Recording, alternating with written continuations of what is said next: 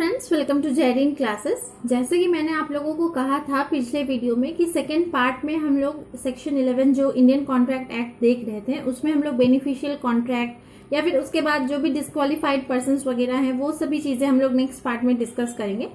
और आज ये सेक्शन 11 में हम लोग सेकेंड पार्ट में जब एंड आ जाएगा वीडियो का उस समय हम लोग कुछ MCQs भी डिस्कस करेंगे रिलेटेड टू सेक्शन नंबर 11। तो इसीलिए वीडियो को पूरा देखिएगा स्किप बिना किए हुए, और साथ में हम लोग ये डिस्कस भी कर लेंगे। तो सेक्शन 11 जो है आई होप आप लोगों का अच्छे से कंप्लीट हो जाएगा और MCQs के तहत आप लोग समझ सकते हैं कि किस तरह के क्वेश्चन पुटअप किए जाते हैं सेक्शन 11 से, उसकी कुछ बेसिक आइडिया आप लोगों को हो जाएंगी।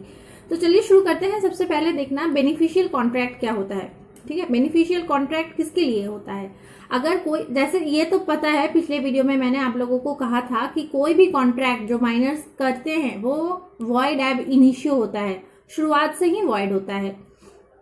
लेकिन इसका एक दूसरा फॉर्म है बेनिफिशियल कॉन्ट्रैक्ट। अगर इसमें ये है, ये थोड़ा सा उससे डिफर करता है। इसमें ये कहा जाता है लेकिन कि कोई भी कॉन्ट्रैक्ट जो कि बेनिफिशियल है माइनर के लिए, इन्फेंट के लिए, तो उस तरह के कॉन्ट्रैक्ट को इन्फोर्स करवाया जा सकता है। तो इससे ये दिमाग में क्वेश्चन आ रहा होगा कि माइनर कोई भी कॉन्ट्रैक्ट करेगा तो अपने बेनिफिट के लिए ही करेगा, तो क्या फिर से सारा कुछ कैंसिल होके वापस से वही चीज घूम के आ जाता है? नहीं। बेनिफिशियल कॉन्ट्रैक्ट के कुछ चीजें हैं, जिसको कुछ इंस्टेंसेस हैं जो मैं अभी आप लोगों को बताऊंगी, उससे आप लोग समझ जाइएगा कि कौन कौन सा बेनिफिशियल इंस्टेंस से कौन कौन सा बेनिफिशियल कॉन्ट्रैक्ट को हम लोग इन्फोर्स करवा सकते हैं। तो सबसे पहले मीनिंग ऑफ द प्रोपोजिशन क्या है? That an infant is incompetent to contract. ठीक है, ये तो पता है। और that his contract is void is that the law will not enforce any contractual obligation of an infant. Infant का, माइनर का कॉन्ट्रैक्चुअल ऑब्लिगेशन जो है वो लॉ इन्फोर्स नहीं करवाएगा। किसी भी कॉन्ट्रैक्ट में अगर वो इंटर करता भी है तो उसके ऑब्लिगेशंस को वो इन्फोर्स लॉ नहीं करवाएगा। ये है बेसिक आइडिया कॉन्ट्रैक्ट का इन्फेंट्स को लेकर। तो लेकिन जब वो डिसीजन आया मोहरी बीबी केस का, तो उसमें क्या कहा गया? Where a minor is charged with obligations and the other contracting party seeks to enforce those obligations against him. इसको मना किया गया है कि ऑब्लिगेशन डाला जा रहा है कॉन्ट्रैक्ट का उस माइनर के ऊपर। जो मोहरी बीबी केस में नहीं हुआ था, जो मॉर्गेज का मैंने बताया था कि वो एक इन्फेंट ने मॉर्गेज लिया था 8,000, ये सभी मैंने पिछले वीडियो में बताया है। तो जिन लोगों ने वो वीडियो नहीं देखा है वो देखिए, तो ही सीक्वेंस में समझ आएगा कि सेकंड पार्ट में बात किस चीज की हो रही है।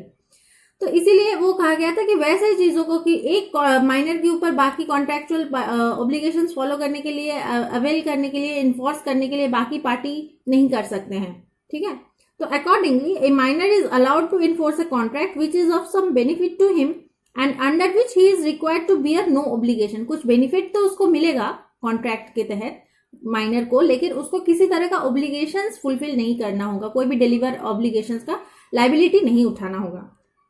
तो ए minor will have the option of retiring from A beneficial contract on attaining majority. तो अगर इस तरह का कोई बेनिफिशियल कॉन्ट्रैक्ट में वो इंटर किए हुए हैं माइनॉरिटी के दौरान ही, तो वो जब मेजर हो जाएगा, जब माइनॉरिटी उसकी क्रॉस हो जाएगी, वो जब मेजर हो जाएगा, तब वो उससे रिटायरमेंट भी ले सकता है, तब वो उसका बेनिफिट लेने से इनकार भी कर सकता है, उसको स्टॉप भी कर सकता है।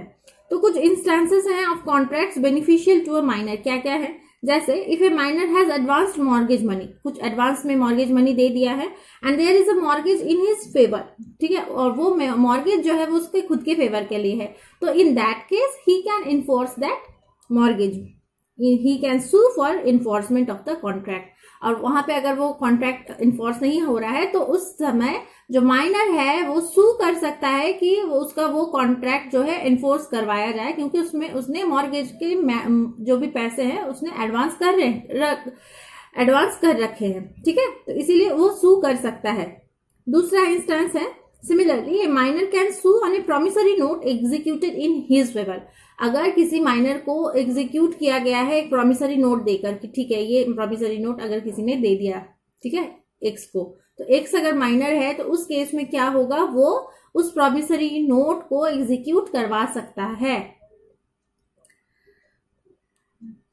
वैसे ही अगर शादी का कॉन्ट्रैक्ट है, सपोज माइनर के शादी का कॉन्ट्रैक्ट है, तो वहां पे ऑब्लिगेशन माइनर की नहीं होगी, वहां पे किसकी होगी?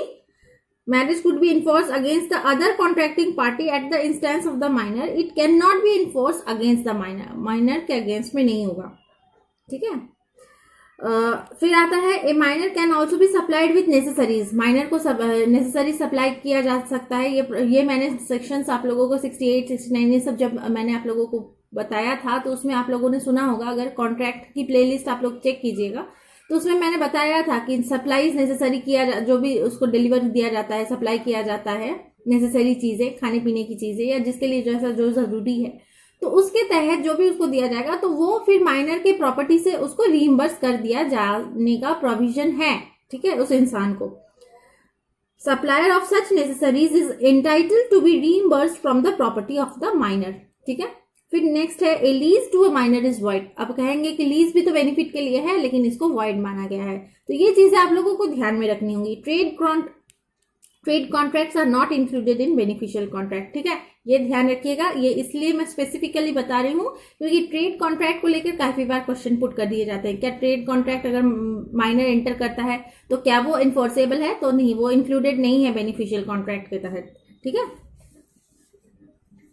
माइनर अगर बिजनेस कैरी ऑन कर रहा है, सपोज 15-16 साल का कोई बच्चा कर रहा है किसी तरह का बिजनेस, लेकिन अगर वो जैसे ही एंटर करेगा ट्रेड कॉन्ट्रैक्ट में, सच contract will not be binding on him, ठीक है, उसके ऊपर बाइंडिंग नहीं होगा। तो हमारे इंडिया में जो एक इंडियन अप्रेंटिसशिप एक्ट है 1850, उसके तहत माइनर्स को बाउंड रखा गया है कॉन्ट्रैक्ट ऑफ अप्रेंटिसशिप के लिए, हाँ, क्योंकि इसमें बेनिफिट किसको मिलेगा? खुद माइनर को ही मिलेगा।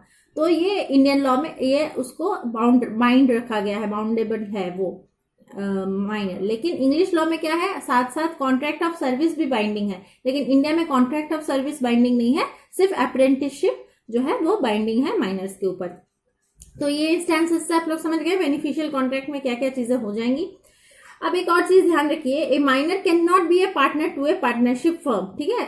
एक माइनर जो है पार्टनरशिप फर्म में पार्टनर नहीं बन सकता है, लेकिन सेक्शन 30 जो है इंडियन पार्टनरशिप एक्ट का, उसमें ये कहा गया है he can be admitted to the benefits of partnership, ठीक है। जैसे बेनिफिट हमेशा उसको अवेल करने की ऑप्शन रखी गई है, तो सेक्शन 30 जो है इंडियन पार्टनरशिप एक्ट का, उसमें भी यही प्रोविजन है कि माइनर को जो है उसके बेनिफिट्स मिलने के पूरे प्रोविजंस बने हुए हैं। किसके बेनिफिट्स? पार्टनरशिप का बेनिफिट। वो खुद पार्टनर तो नहीं बन सकता है लेकिन उसका बेनिफिट वो अवेल कर सकता है, ठीक है। A minor can be an agent but the liability will be of the principal. Minor agent बन सकता है लेकिन उसका लाइबिलिटी किसके जाता है? प्रिंसिपल पर जाता है। एजेंट प्रिंसिपल का रिलेशन आप लोगों को पता है।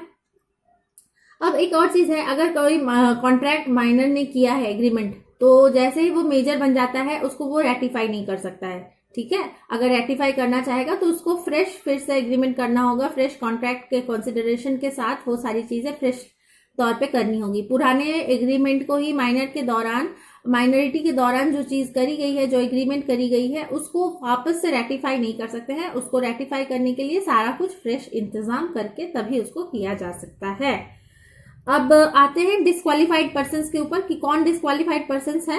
As per section 11, those who are disqualified from contracting by any law to which they are subject, वो है हमारा डिस्क्वालिफाइड पर्सन। किसी लॉ द्वारा उसको डिस्क्वालीफाई अगर डिक्लेयर कर दिया गया है, तो कुछ चीजें हैं, कुछ वर्ड्स हैं, इसको एकदम से दिमाग में बैठा लीजिए। जैसे alien enemies, foreign sovereigns and ambassadors, convicts, married women जिसका कि with respect to their husbands properties, married women मतलब अपना प्रॉपर्टी नहीं, उसके हस्बैंड का property, insolvents in certain cases, insolvent अगर कोई हो गया है तो, joint stock companies and corporations incorporated under a special act, जैसे क्या क्या हो गया, कौन ज्वाइंट स्टॉक कंपनीज वगैरह हो गई, unit trust of India, UTI, LIC, life insurance corporation, ये सभी चीजें जो है, ये लोग जो है डिस्क्वालिफाइड पर्सन है, ये लोग कॉन्ट्रैक्ट नहीं कर सकते हैं। तो एक बार फिर से मैं दोहरा देती हूँ, alien enemy, foreign sovereigns and ambassadors, convicts, married women किसके तहत? अपने हस्बैंड्स के प्रॉपर्टी के तहत,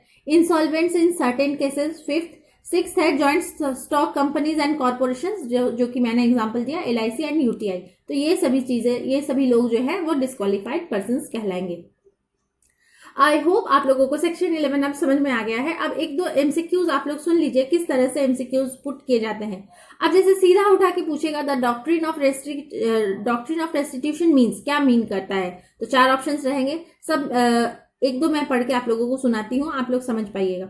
If a minor has unjustly enriched himself, equity demands that such property or goods be restored by the minor. Option A है by the minor. Option B सारी चीजें same लिखी हुई हैं, person has unjustly enrich himself, ठीक है। तब अगर एनरिच कर लिया है खुद को माइनर ने, तो वहां पे लॉ ऑफ इक्विटी क्या डिमांड करता है, दैट सच प्रॉपर्टी और goods be restored to a minor, ठीक है। माइनर ने अगर अनजस्टली एनरिच कर लिया है, पहला ऑप्शन बताता है बाय अ माइनर, सेकंड बताता है टू अ माइनर, थर्ड बता रहा है if a minor has unjustly enriched himself equity demands that such property और goods should not be restored, और डी ऑप्शन बताता है नन ऑफ द अबव। तो आई होप जिन लोगों ने आप ध्यान से सुना होगा डॉक्ट्रिन ऑफ रेस्टिट्यूशन का लेक्चर, या फिर पढ़े भी होंगे आप लोग, तो आप लोग समझ में आ गया होगा आप लोगों को इतने टाइम में कि कौन सा सही ऑप्शन है। Yes, option A is the correct answer. अगर माइनर अनजस्टली एनरिच कर लिया है खुद को, सपोज मैं माइनर हूं और मैंने अनजस्टली एनरिच कर लिया है खुद को, तो मैं क्या करूंगी, प्रॉपर्टी जो है, इक्विटी लॉ ऑफ क्या कहता है, लॉ ऑफ इक्विटी, कि मुझे वो रिस्टोर कर देना होगा, जिससे मैंने अनजस्टली लिया था वो प्रॉपर्टी, मैं उसको वापस कर दूंगी। तो be restored by the minor, ठीक है। ये हो गया डॉक्ट्रिन ऑफ रेस्टिट्यूशन का इम्प्लीकेशन। सेकेंड है the principle of restitution stops where repayment begins, ठीक है। ये एक टर्म स्टेटमेंट है, restitution stops where repayment begins. ये कहाँ पे अप्लाइड होगा, can be applied against, options है an alien enemy only, B है माइनर्स ओनली, सी है lunatics and idiots only, and D है एनी इनकेपेबल पर्सन। तो रेस्टिट्यूशन की बात अगर आप लोग समझे होंगे तो वो किसके लिए बात कही गई है, माइनर्स के लिए, तो माइनर्स ओनली, ठीक है। ये सेकंड नंबर एमसीक्यू हमारा है। तो कैसा लग रहा है, समझ में आ रहा है, क्या लग रहा है, लेक्चर से फायदा मिला, कुछ प्रॉफिट हुआ ना? तो अगर हुआ है तो जरूर से लाइक कर दीजिएगा। एक और एमसीक्यू देख लेते हैं। In which of the following cases a contract is not beneficial to minor. हाँ ठीक है, अभी ये बताइए, अभी मैंने आप लोगों को बताया है। एक ए ऑप्शन है A contract for the marriage of a minor, B एक mortgage in favour of a minor, C a trade contract, या डी एक कॉन्ट्रैक्ट ऑफ अप्रेंटिसशिप। कौन सा इसमें से बेनिफिशियल नहीं है, not beneficial to a minor? तो अभी मैंने आप लोगों को बताया था ना कि जहां पे वो ट्रेड कॉन्ट्रैक्ट करता है तो वहां पे वो बेनिफिशियल नहीं होगा, वो बिजनेस तो कैरी ऑन कर सकता है, लेकिन जैसे ही वो एंटर करेगा ट्रेड एग्रीमेंट के लिए, ट्रेड कॉन्ट्रैक्ट करेगा तो वो चीज वो उसके बेनिफिट के लिए नहीं हो गई, तो it will not be binding on him, ठीक है। तो ये हमारा जो है option number C a trade contract जो है सही आंसर हो जाएगा। तो कैसा लगा? तीनों एमसीक्यूज बहुत इजी है लेकिन बहुत इंपॉर्टेंट है, बहुत बार पुट अप की गई हैं। तो आज के लिए इतना ही, सेक्शन 11 का कवर हो गया है। अब हम लोग नेक्स्ट वीडियो में नेक्स्ट सेक्शन कवर करेंगे। तो अगर आज के लिए इतना ही, थैंक यू सो मच।